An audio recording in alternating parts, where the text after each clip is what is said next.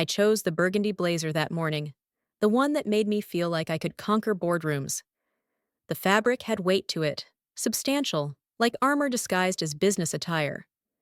I was walking into what I thought would be a strategy meeting about the Peterson Industries account, our biggest potential client. The email from my manager, Rebecca, had been cryptic. "Let's discuss your approach to relationship building. I'd love to know which corner of the globe you're watching from. And if this story speaks to you, make sure to subscribe. Tomorrow's video is one you absolutely can't miss." The conference room on the 15th floor always smelled like vanilla air freshener and broken promises.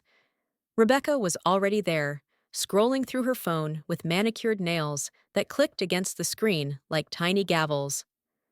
Across from her sat Marcus Chen, our VP of Business Development, nursing a green smoothie that probably cost more than most people's lunch. "Thanks for joining us, Claire," Rebecca said without looking up. "We need to talk about boundaries." Marcus set down his smoothie and pulled up a presentation on his tablet. The first slide read, "Professional Network Management." He gestured toward a photo of me at last month's Women in Finance Summit, shaking hands with Jennifer Walsh, CEO of Walsh Enterprises. "We've noticed you spend considerable time at these social gatherings," Rebecca said, finally making eye contact. "Coffee dates, lunch meetings, networking events." She said the last part like it was a dirty word. Marcus nodded sagely.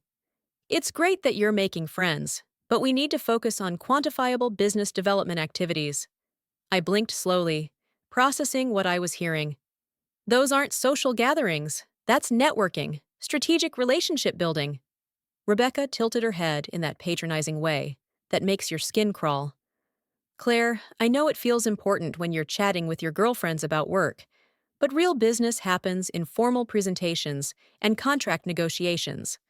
I reached into my portfolio and pulled out a folder labeled Q3 Relationship Mapping.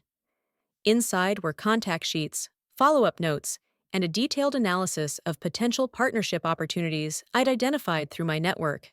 I placed it on the table between us. Rebecca glanced at it like I'd offered her a dead fish. "This is exactly what I'm talking about," she said, sliding the folder back toward me. "You're treating casual conversations like they're business intelligence. These women aren't going to write us checks just because you share appetizers with them." Marcus chimed in. "We need you focusing on cold calls, email campaigns, traditional outreach methods." I nodded slowly, letting their words settle in the air like dust. But inside, something shifted. A quiet determination that felt like steel threading through my spine. My network wasn't a hobby. It wasn't a social club. It was 5 years of carefully cultivated professional relationships with some of the most powerful women in tech, finance, and consulting. "I understand your perspective," I said calmly, closing my portfolio. Rebecca smiled like she'd won something. "Great. We'll be reassigning some of your networking budget to Marcus's direct mail campaign." I stood up, smoothed my blazer, and walked out. Behind me, I could hear them already planning how to redistribute my contacts. That evening, I sat in my apartment with a cup of chamomile tea, staring at my phone. My contact list read like a directory of female executives. Angela Rodriguez, CFO of Midcorp Solutions. Lisa Thompson, managing partner at Thompson and Associates. Sarah Kim, founder of Innovate Tech. Women Rebecca would never understand because she'd never taken the time to see past their gender. I opened my laptop and started typing. Not an angry email, not a resignation letter, just notes. Every conversation I'd had over the past 6 months, every opportunity mentioned in passing, every "we should explore this together" comment that had been dismissed as girl talk. The document grew longer as the night stretched on. By morning, I had 27 pages of genuine business intelligence that my company had ignored. Partnership opportunities, acquisition targets, market insights, funding connections, all gathered over coffee meetings and conference conversations that Rebecca had written off as socializing. I saved the file as networkintelligence.x and encrypted it. Monday came, and I did what I always did. Arrived early, reviewed the weekend emails, prepared for another day of having my professional judgment questioned. The Peterson Industries RFP had come in over the weekend. A $12 million consulting contract, exactly the kind of deal our firm desperately needed. Rebecca had forwarded it to the team with her typical enthusiasm. All hands on deck. What Rebecca didn't know was that I'd been having coffee with Jennifer Peterson, daughter of the company founder, for 8 months. We'd met at a Harvard Business School alumni event. Jennifer had mentioned her father was looking for a consulting firm that understood both traditional business and emerging market strategies. I'd been laying groundwork for months. Instead of mentioning this, I watched Marcus fumble through research he could have completed with a single phone call. I watched Rebecca schedule discovery meetings with people who wouldn't return her calls. I watched them waste a week on background research while the RFP deadline approached. I said nothing.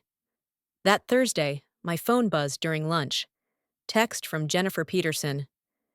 Dad's not impressed with the proposals so far. Feels like everyone's just guessing about our needs.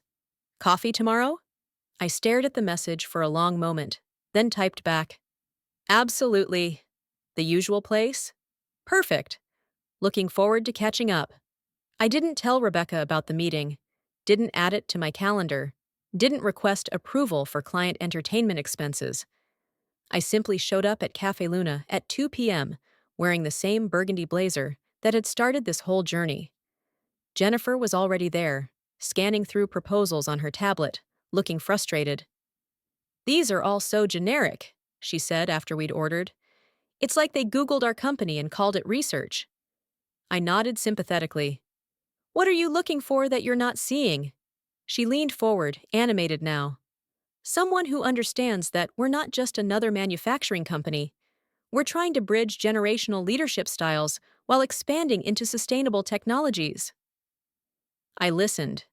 Really listened. Not because I was trying to steal the contract from my own company, but because Jennifer was my friend, and friends help each other solve problems. After an hour of conversation, she sat back with her coffee and smiled. You know what?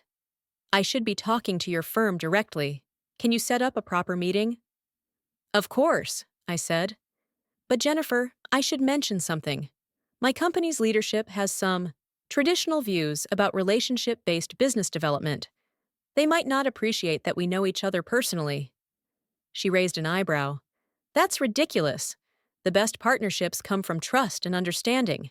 You've spent months learning about our challenges. Monday morning, I walked into Rebecca's office with a proposal.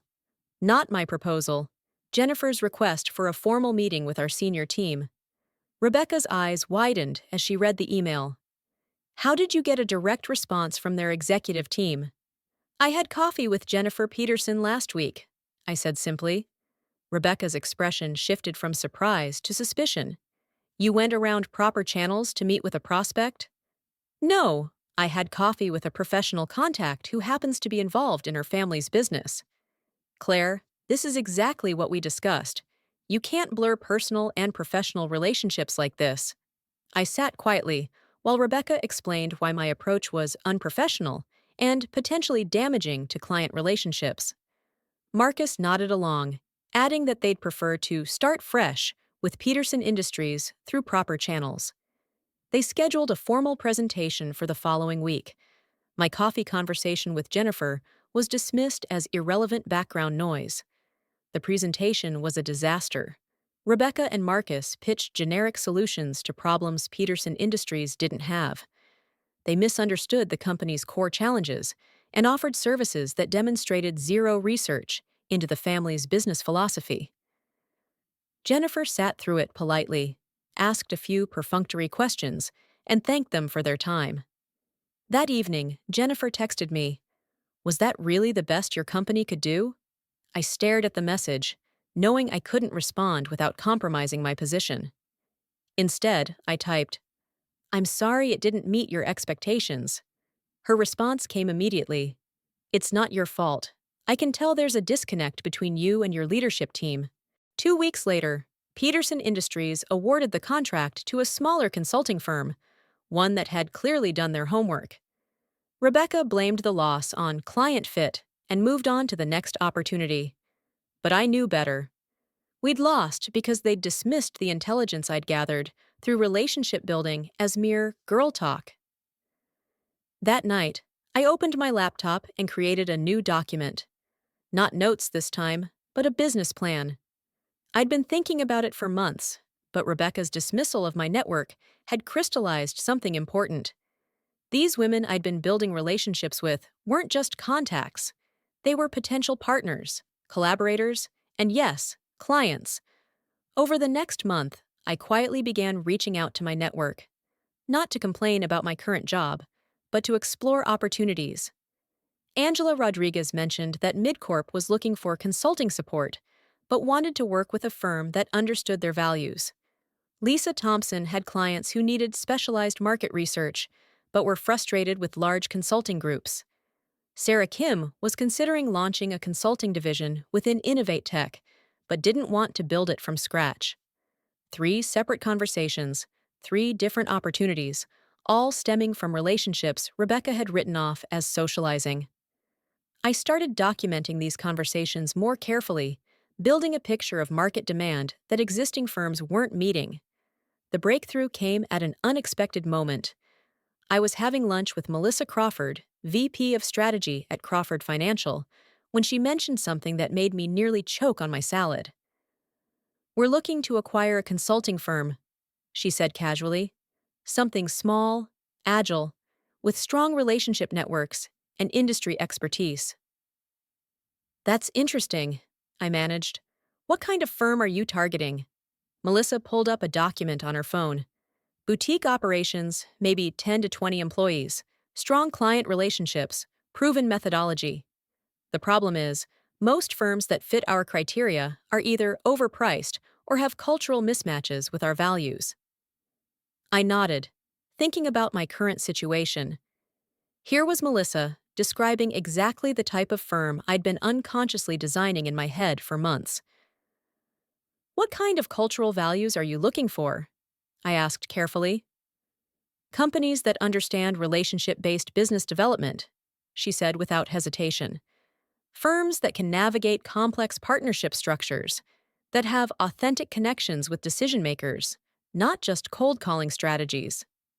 She paused, studying my expression. "Why? Do you know of any firms that might fit?" I took a slow sip of my water, buying time to think. "Potentially. Can I ask what prompted Crawford Financial to consider this type of acquisition?" Melissa leaned back in her chair. "We're expanding our consulting division, but we want to work with teams that share our philosophy about sustainable relationship building. Too many firms are still stuck in outdated networking approaches. A lot of love and effort went into bringing this story to life. If you're enjoying it, we'd be so grateful if you'd subscribe to our channel." Now back to where we left off. That night, I called Angela Rodriguez. Not about business, just to catch up. But as we talked, she mentioned something interesting. Midcorp is actually considering strategic partnerships with consulting firms. "We need specialized expertise, but want to work with teams we trust." I filed that information away, connecting dots that Rebecca would never see. The next week, Sarah Kim invited me to a tech entrepreneurs breakfast. As we walked to the venue, she mentioned that Innovate Tech was evaluating acquisition targets. "We're looking for consulting expertise to complement our technology solutions. The right partnership could be incredibly valuable for both companies." 3 conversations, 3 potential pathways, all stemming from relationships my current company had dismissed as social chit-chat. I started sketching out scenarios in my private notebook, modeling what a boutique consulting firm might look like with the right backing and client base already in place.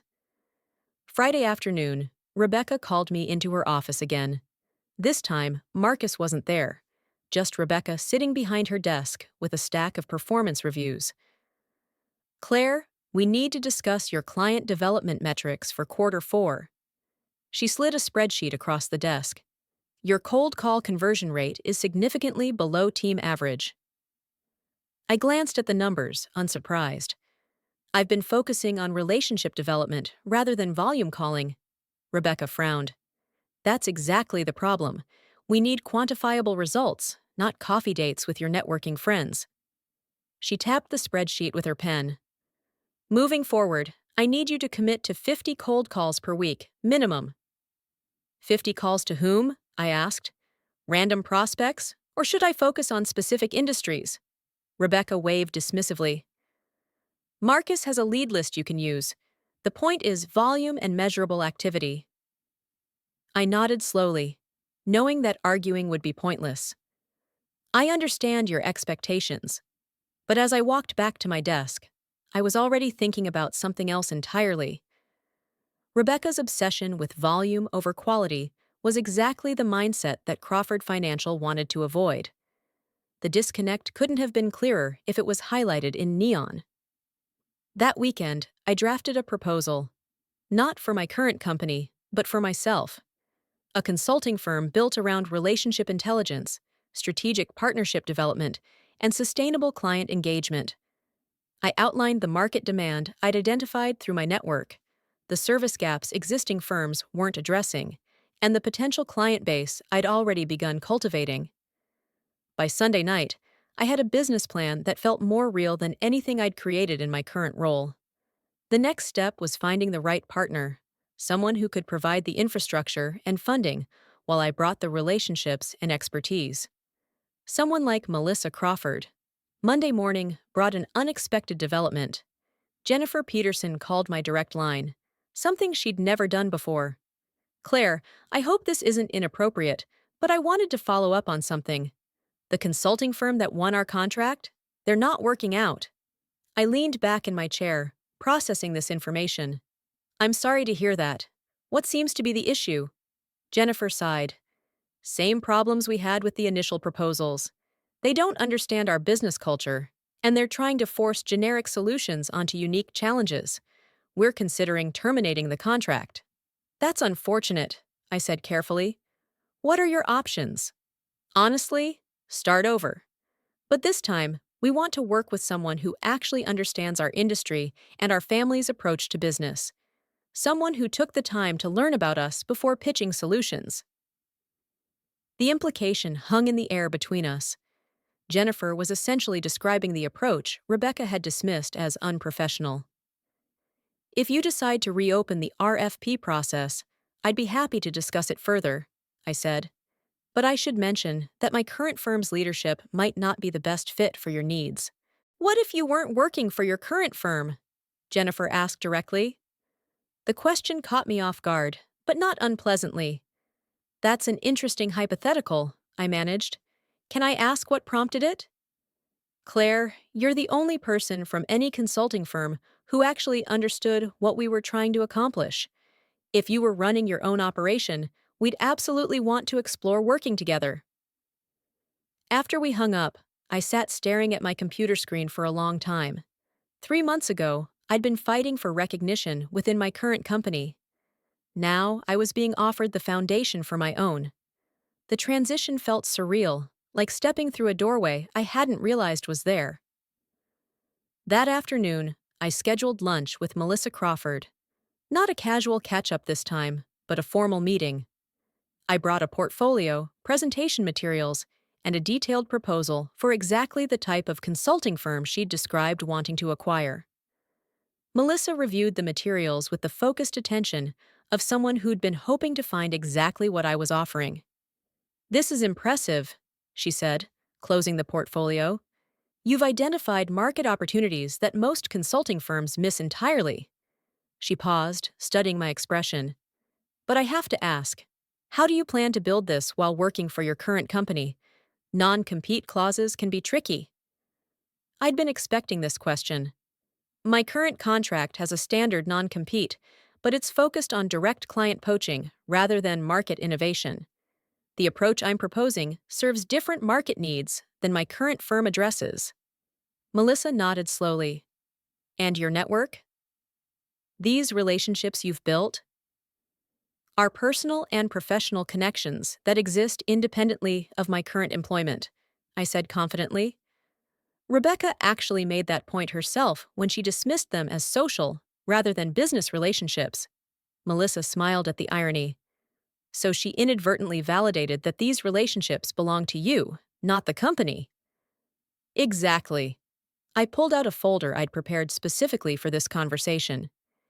Here's a detailed analysis of potential partnerships, client engagement strategies, and revenue projections based on existing relationship intelligence. Melissa spent 20 minutes reviewing the documents, asking detailed questions about methodology and market positioning. Claire, this is exactly what we've been looking for, she said finally. But I want to be completely transparent about our process. Crawford Financial doesn't just acquire existing firms. We sometimes fund startup operations that align with our strategic goals.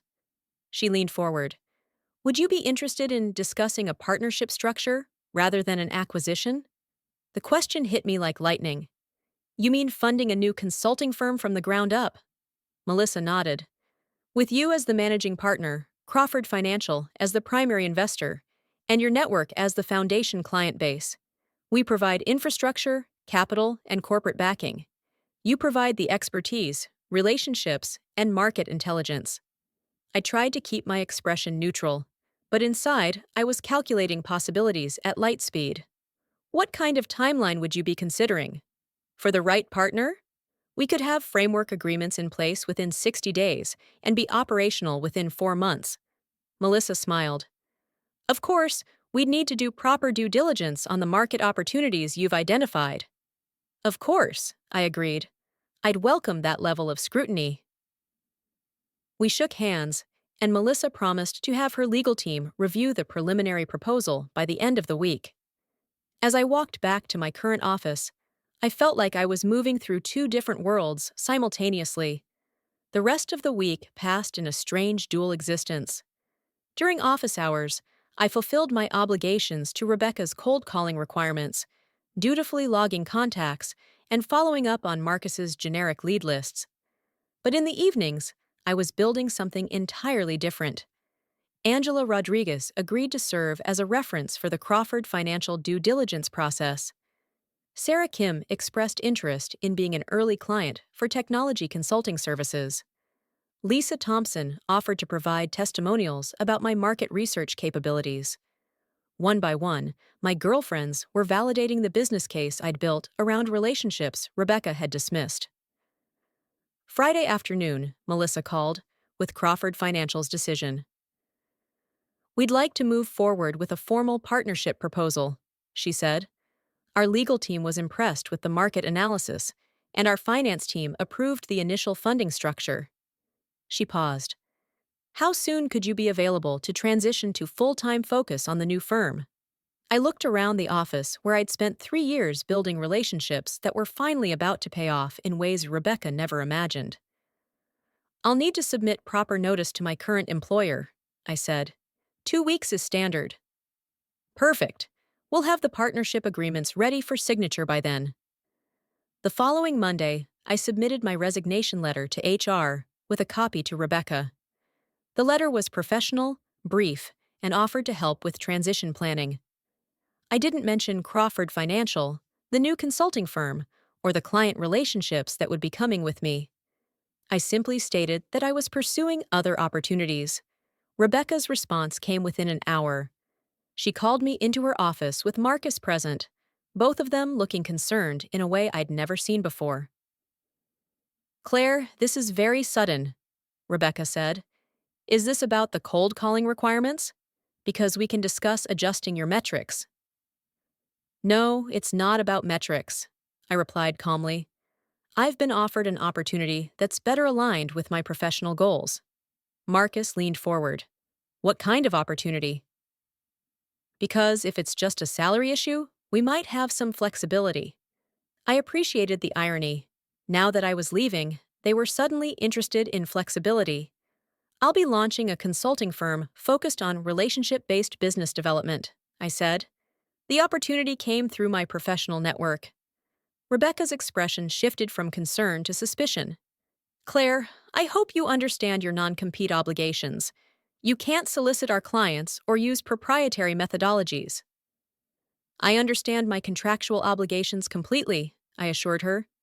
My new venture serves different market needs than this firm addresses. Rebecca wasn't satisfied with that answer. What about your contacts? The relationships you've built while employed here?